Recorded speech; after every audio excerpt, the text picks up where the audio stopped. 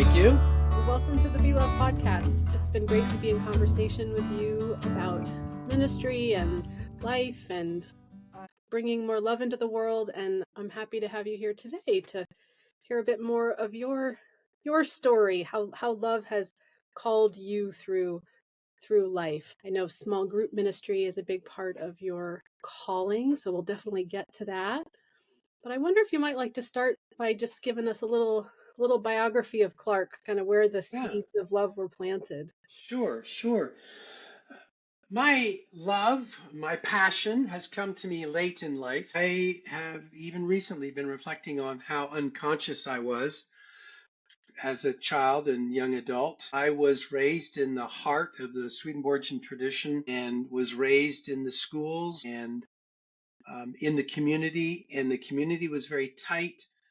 Uh, and yet the traumas I experienced um, and the home I grew up in really had me be cautious, I would say, and relatively superficial in order to avoid hurt, avoid pain.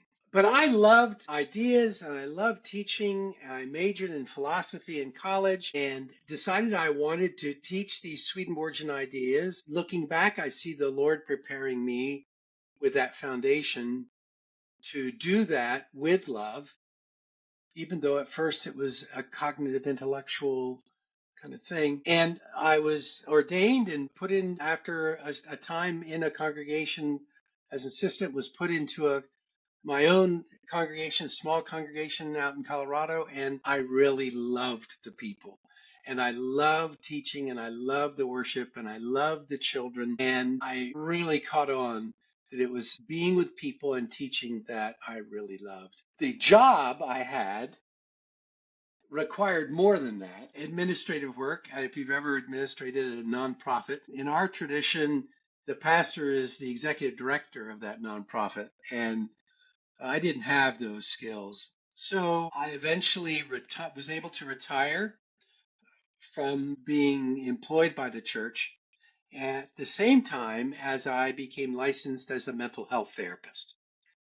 And that was really what continues to be my passion and my love, is sitting with people, engaging with them in such a way that they become clear about what they love, clear about what their hurts are, how to manage their anxiety, for instance, how they develop a relationship with the Lord. And my first mentor was very referred again and again, very clearly and strongly, to the difference between being a pastor and being a therapist, between being a teacher and being a therapist. I think I'm a much more effective teacher because of that 15 years of being counselor when you're not teaching.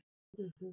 It is engaging with another person on a deeper and deeper level as you get to know them, not as friends, but as fellow people that are fellows on the journey. We are on the journey together. Yeah. And that was such a blessing to be engaged in that day to day, hour after hour.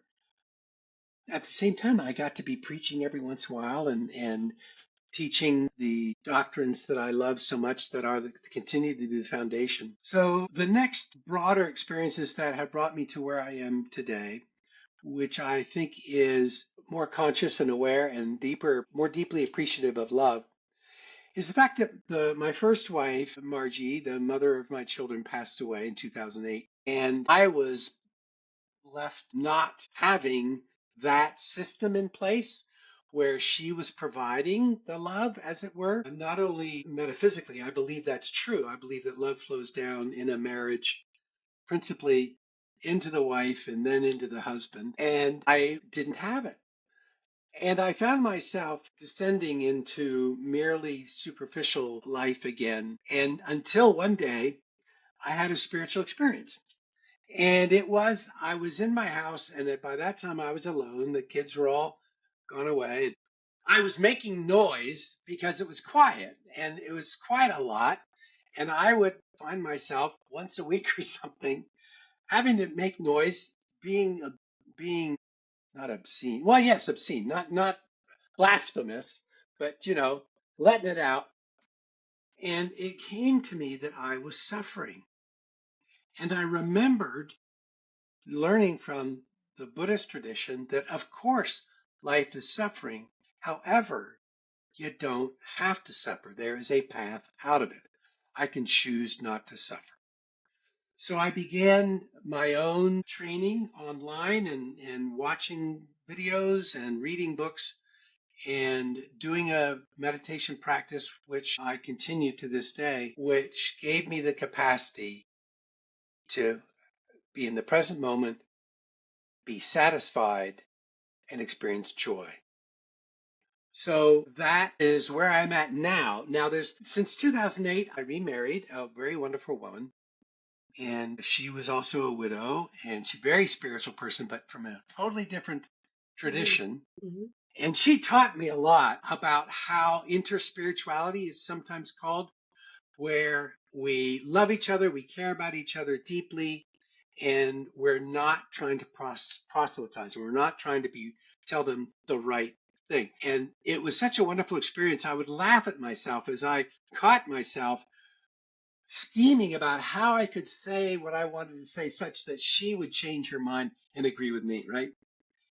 And again, that daily practice really brought me a new level of spirituality. Now, when she passed away in 2021, it was another step towards this current appreciation of what is happening right here and now. This conversation I'm having with you is satisfying spiritually, even physiologically and naturally, and there's joy there. And my brain needs to continue to have this lesson taught. I love this. I love this opportunity. I am often humbled and often caught in that same old basement, as I like to call it, being in the basement of my house. My mind, my being is like a house, and up at the top, of course, is God, and all the loves and delights that He gives are in the house. But down in the basement is my ego lives down there. But it's the beasts in the basement of those negative thoughts, self-deprecating, the lies I tell myself.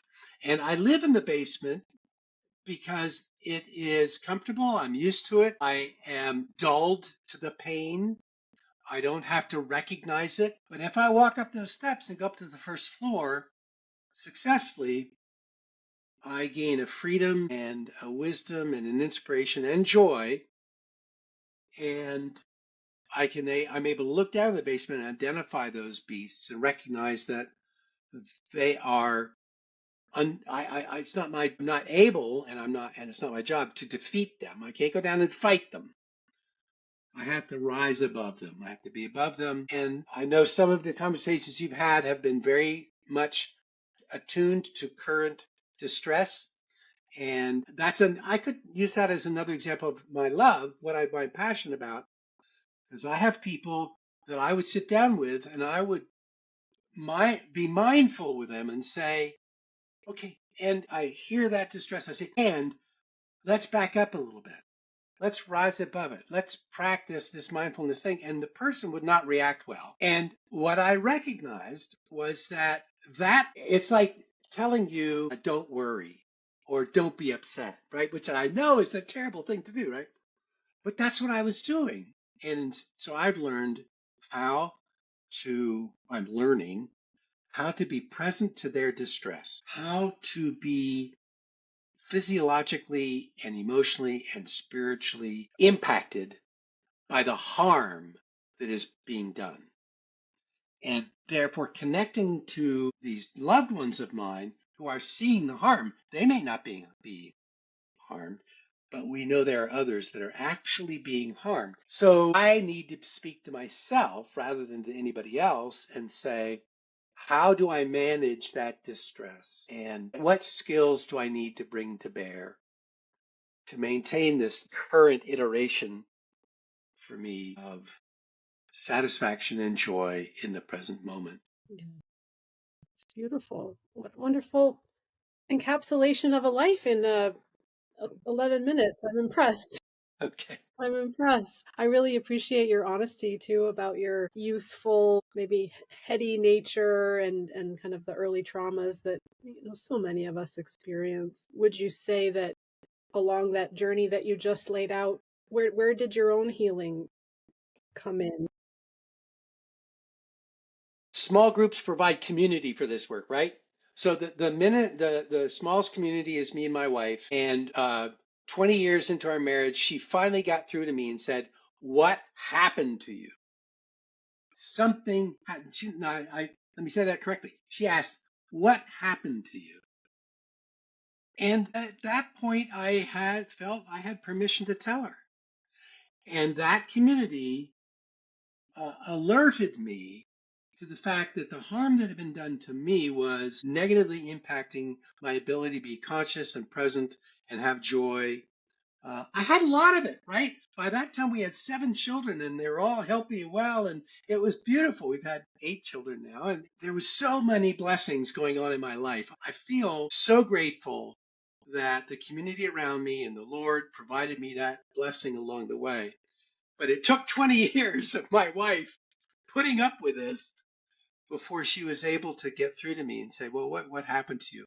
At that moment, I started getting community help. I went to therapy, I went to groups, I read things, uh, and it was later on after she passed away that that same work I had done contributed to my ability to learn how to be in relationship with suffering. Yeah. We would never wish suffering upon ourselves. And No, there no, is so much that God can do yeah. and transform. Just heard a beautiful metaphor today of gardening. Hmm. And you go into the garden and you have one of the things to make your garden better is to remove the rocks that would take up space, that would interfere with the roots and so forth. So you got to go in the dark garden and dig. That's the first thing, right? You got to dig. And next, you got to find the rocks. Hmm. Hmm. You got to look at, and they're hard, and they're not, Heavy. they're not, and they're heavy enough. And then you got to take the rocks out. And so I found that to be very hitting me hard, hitting me deeply. That that's the work of cultivating a healthy garden of your life, which is full of beauty and joy and nurturing comes from the garden. That food, all because one goes through the work of being in touch with that suffering, with those hard things. Not because you're going to be weighed down. You don't put them in a bag and carry them around for the rest of your life, right? That's another metaphor, right? Getting the rocks out of your. Yeah, yeah. So the Lord has designed it to work this way, by the way, as you know, Sage. And I'm grateful to be able to know that for myself. When I wake up in the morning and I go, okay, thank you, Lord, I get another chance. There's going to be times I don't successfully do the task, and there will be days when I feel very good about what I've done. That's the nature of life. What would you say now as you face your day to day, your approach to stuff? How would you say your approach to suffering is different now as compared to? I have an increasing capacity to be in the presence of that suffering. And that, uh, one experience of that is that I don't stay with it as long. I can move on to something else more quickly. I remember myself. It's a technical term. Remembering myself is to let go of the ego, let go of all those stories that I'm telling myself. I'm still caught up by imagining, fantasizing about future circumstances. A part of me is afraid that something's going to go wrong and I'm going to get hurt. And that's still a huge thing.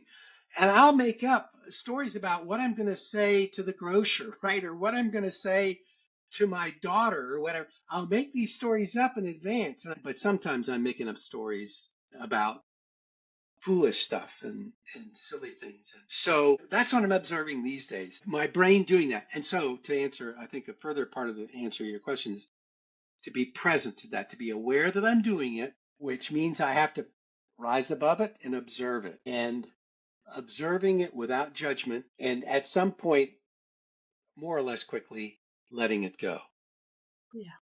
because Allow it. it's not. Right. It's beautiful.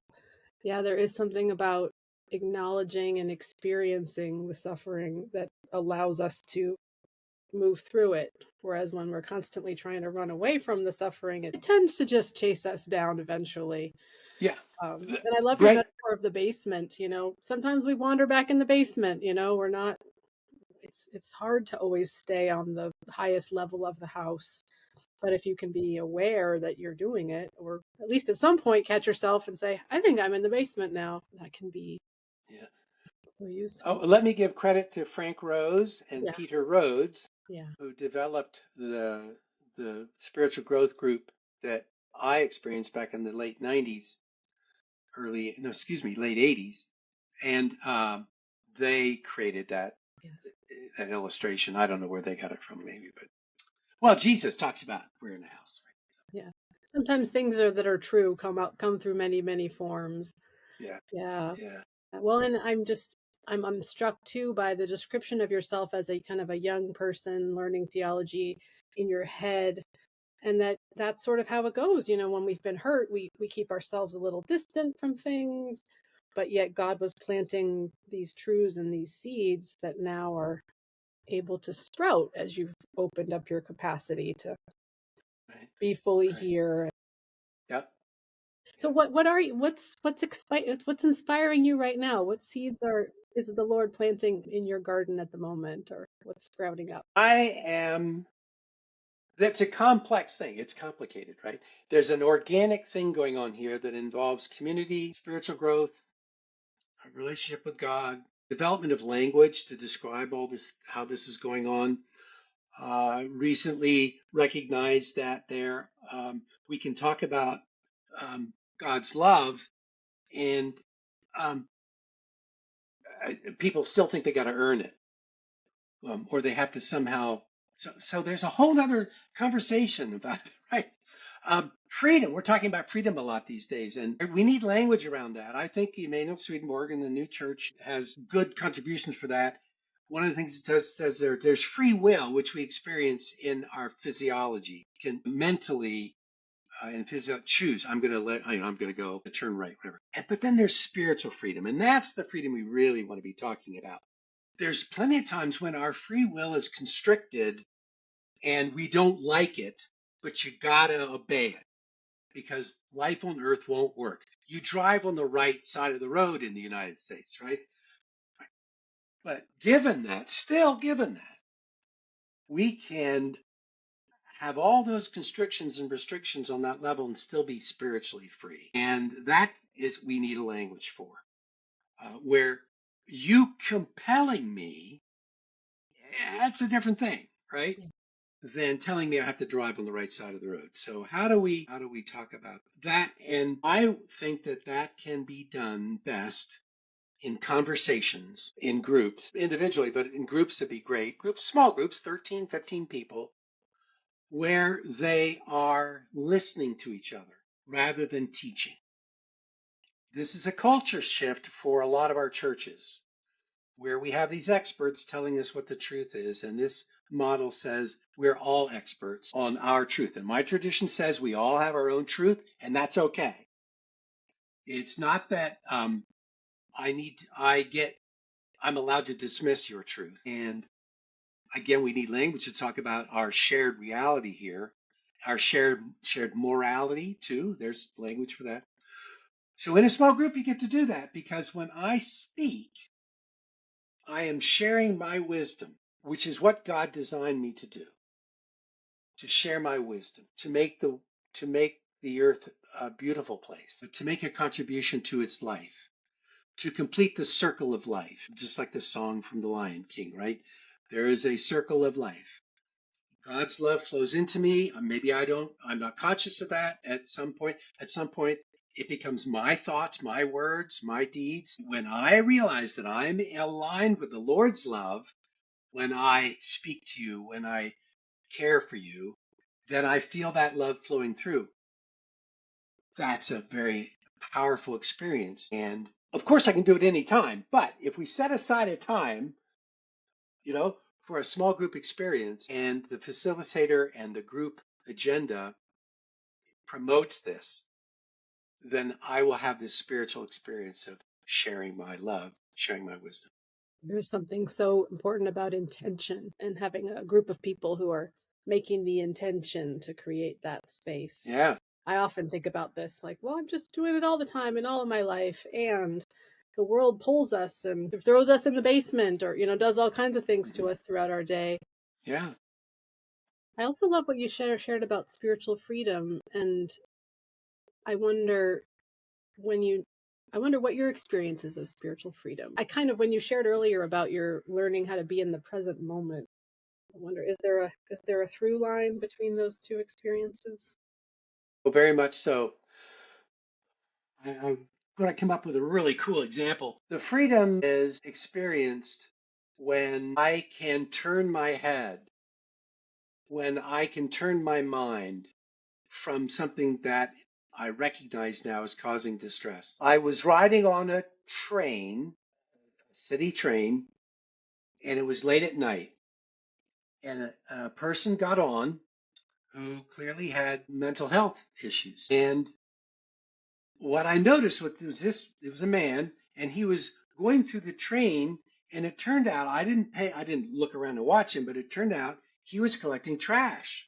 He was just picking up people's trash and bringing it back to his basket of stuff. He had everything he owned, right, in a little basket there.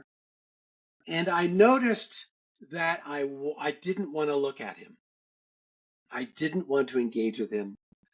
Maybe I was a little afraid. I was about to get off the train when he walked by and he said something like, "Have a wonderful day."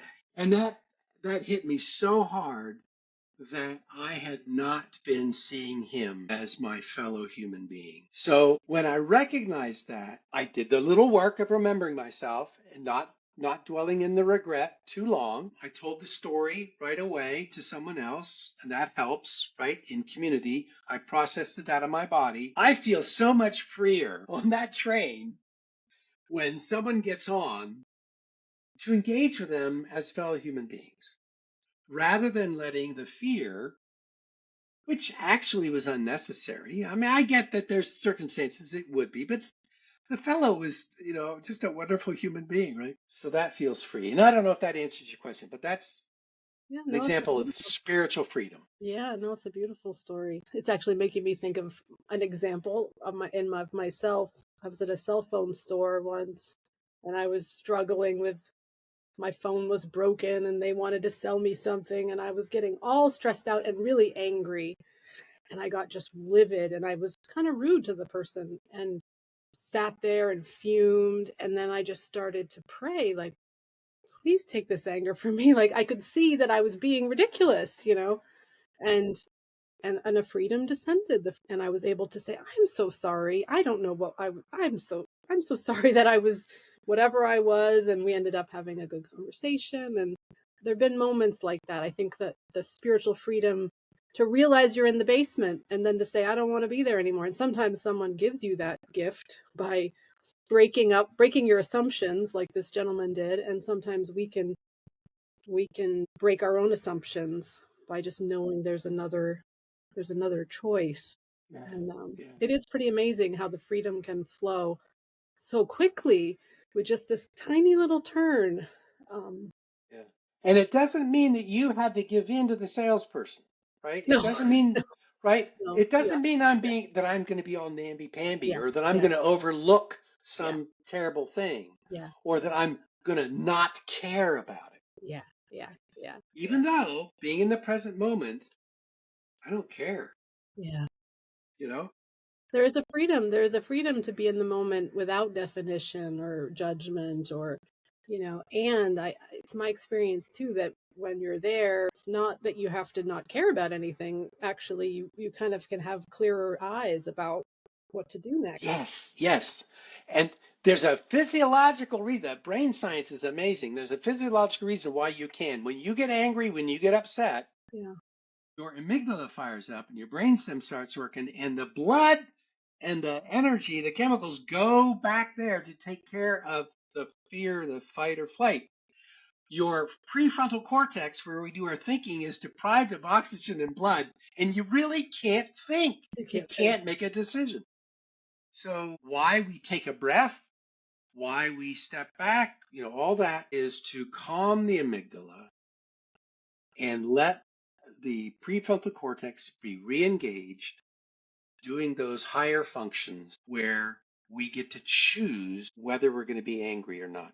In my mental health counseling work, I focused working with men, and it was so delightful to see them first get in touch with their bodies, which they often aren't, but then to recognize that the anger that flared up in them was actually a physiological process, that they're not bad guys, they're not bad people like their parents and partners were telling them. It was that they were unconsciously driven by this impulse and had no clue about how to get control of it. And it was interesting to teach them mindfulness skills before they could resolve that anger impulse thing. I had to develop a relationship with them so that they would trust me when I would say, do this work multiple times a day, and I promise you, you'll see a difference. And they would eventually, and it would make a difference.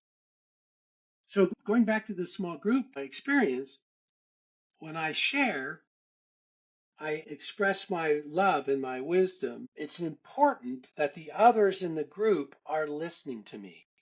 My feeling heard is a very important part of this higher function spiritual transformative experience. I can imagine um, in a lower level of life, I'm not sensitive or needing to be heard. There is a place for that, I suppose, in life. But if I want to grow spiritually, if I want to have this ability to be in the present moment with joy and satisfaction, then there has to be multiple experiences of being heard. It gives me a sense of my worth and my value. It gives me a sense of being. So anyway, Yeah. I'm struck by your experience with your second wife being of a different religion and interreligious dialogue, and then it also sounds like a dialogue between your therapeutic training and your Swedenborgian theology. And I wonder, in this process of really listening to each other, I mean, it certainly seems to me like one of the obstacles to that is trying to understand or fit what someone is telling me into a frame of what do you think of the what helps people to really listen to each other? What's necessary for that listening to occur? two parts. One is you don't need to be right. And the second is the value of walking in the other person's shoes. So when I was talking to my wife and she was talking about, she started out in the Catholic tradition and she had an ongoing conversation about Catholic version of suffering, which is different than the Buddhist. And we had lots of conversations around that. And as I recognized that it's not my job, I mean, she was struggling with this, right? It wasn't like I needed to tell her how to do it, right? Or to add to her burden. She was working on that. And to be able to observe her doing that, I don't need to be right. I can. And what's wonderful is that she was open to my experience. So I could talk about my version of suffering, and that would enrich her experience, even as her experience was enriching mine. And then the very common expression of putting yourself in the other person's shoes, which is beyond just not needing to be right. It is compassion and caring for them where they are as they are. Recognizing that, oh yeah, I can see they would be happier if they blah, blah, blah.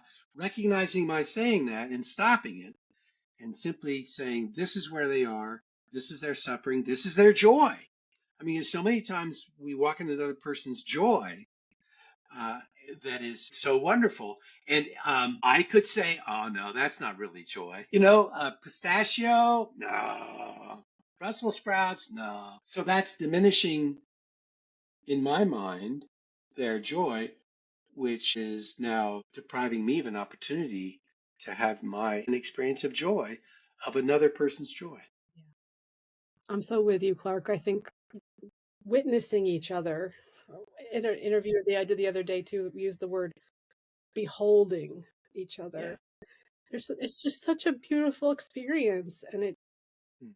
feels kind of like why we're here on this planet together is to do that. And for whatever reason, we spend a lot of our times caught up in arguing with each other, or and there's a place for that. There's a place for that, debate and Mhm. perfecting an argument or Yeah. sorting things out. And I think there's a place for what we want to do too. That beholding experience. I don't think life has much meaning without it. Right. And it does seem like a lot of suffering on the planet is here because people have not had the experience Yeah. of being beheld. Oh, Yeah. that's beautiful. Yes, being beheld. It reminds me, I've got the book somewhere about the beloved. You know, the whole, which poet does it go back to? Um, Maya Angelou or somebody even Rumi earlier. talks a lot about the beloved. Rumi, the beloved. That's right, Rumi, the beloved. So how do we come to that relationship of being of the beloved? Yeah. Has to include beholding. And if I'm absolutely certain of the correct way to get from A to B, and I have disdain for you because you disagree with me, then I'm never going to behold you. Even if I'm correct and you're wrong, if I don't behold you, Yeah. Yeah. then we will never attain that state of being beloved when we could actually join together in resolving whatever the issue is and get the be. Right. Yeah, I've even reflected recently with someone on, like as you said, even if we have a solution, we have an actual thing that could help. On some level, when we bring that in, we're putting ourselves in the position of helper, and then the other becomes the helpee.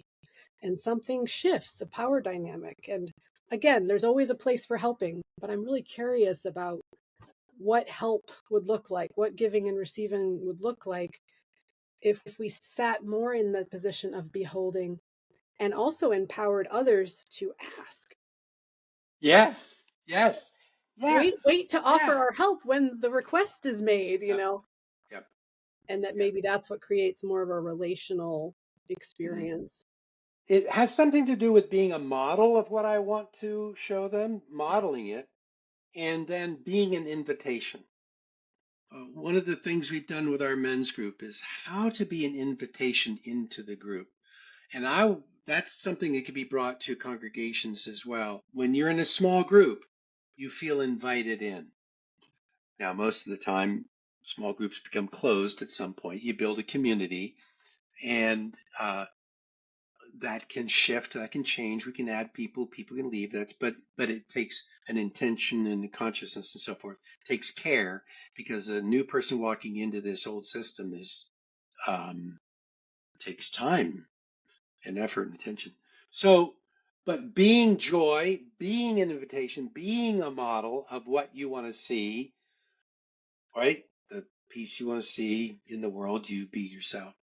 It would be great to have more language around that as well, so that I could say to you, okay, Sage, I want to I want us to behold each other for a minute here. Yeah, We're yeah, going to get back to the issue, yeah, right? yeah, That we so violently disagree about. yeah. But let's just take a moment. If we had some way to do that. I that is my $1 million question, Clark, Yeah. and I think that's partly what I'm trying to elicit with be love. And can a word elicit the experience is sort of also the question. As you said, developing trust is important.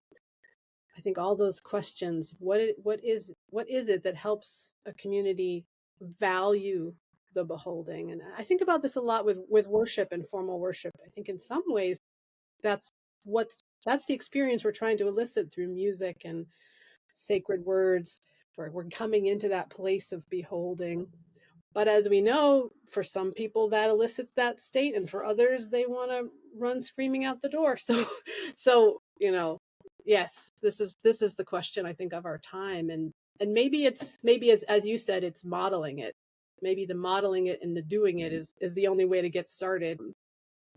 I've had a number of examples now that I should remember to keep in mind of an older person actually recognizing that a younger person gets joy and beholds in a different way. And it's okay, you know? 25 years ago, well, no more than that. Um, there was, in my experience, a generation came along and said, we want to worship differently. And the older generation said, that's not worship, right? Right. Well, that's all gone now. Yeah. That old generation is still worshiping the way they do, but there's none of that disparaging or dismissing of other forms that are worship as well. Yeah. That's being tested, right, all the time. But it again is looking to behold. I think in my tradition, we believe there was this revolution in 1757, and it upended the world, and it's very subtle and not explicit. And I'm seeing the difference it has made in the last 250 years of people spiritually growing, spiritually developing. And it's not because they joined our church, it's because the Lord opened up these spiritual realities to them, and people just know it. Now, that's caused chaos, right? And of course, whenever you do some good work, in my language, evil spirits attack, right? C.S. Lewis and all that identified that really, really well. So evil spirits are attacking even as we speak and doing the worst possible they can do.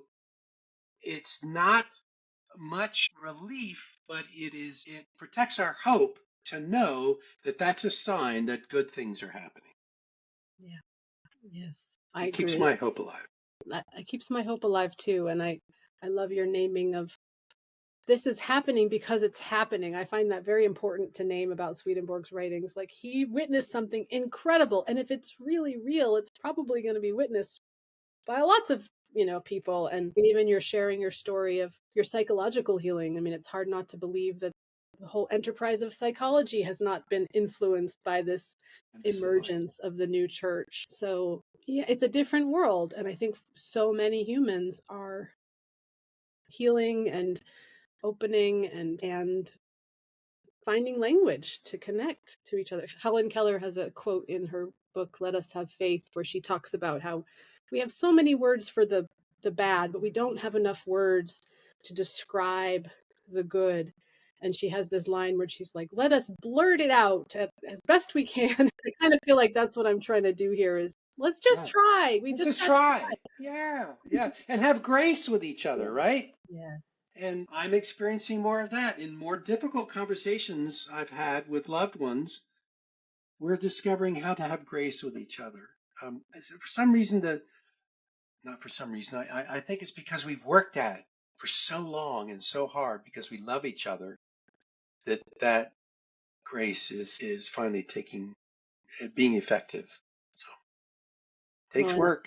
it takes work. Well, and I think you've in sharing your story, you've shared something that I've been wondering about and noticed that as we go along the journey and as we wrestle with our suffering, we heal, and our healing allows us to enter into more suffering, like to enter into Yes. more difficult Yeah. conversations. Like it's not a release. Something about this human experience is always going to include challenge and difficulty, and we become more equipped to deal with it, Yeah. or Yeah. we deal with it. I could wish that I had started my healing journey, 20 years earlier. I get caught sometimes thinking, why didn't I walk out of that and immediately, and I've better able to let go of that and recognize that I was ready. When it happened, it was because I was ready. The teacher appears, the voice is heard. We've had so many stories of we took our kids to the doctor and said, would you please tell them that not to wear socks in bed? Because we didn't think they should, right? But they wouldn't listen.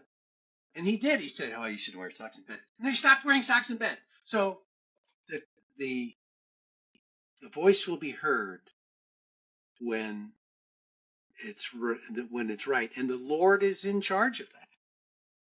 We I are don't being, have to be in charge of that. yeah, yeah. I've reflected on that a lot. The Lord, we are being grown by God, just like the Yeah, trees and the grass, and yeah. it's such an interesting conundrum to know that and then be called to be a minister. It's like, well, what's my job in the process? What's my part? Yeah. And I think it's a dance. It's a mystery. It's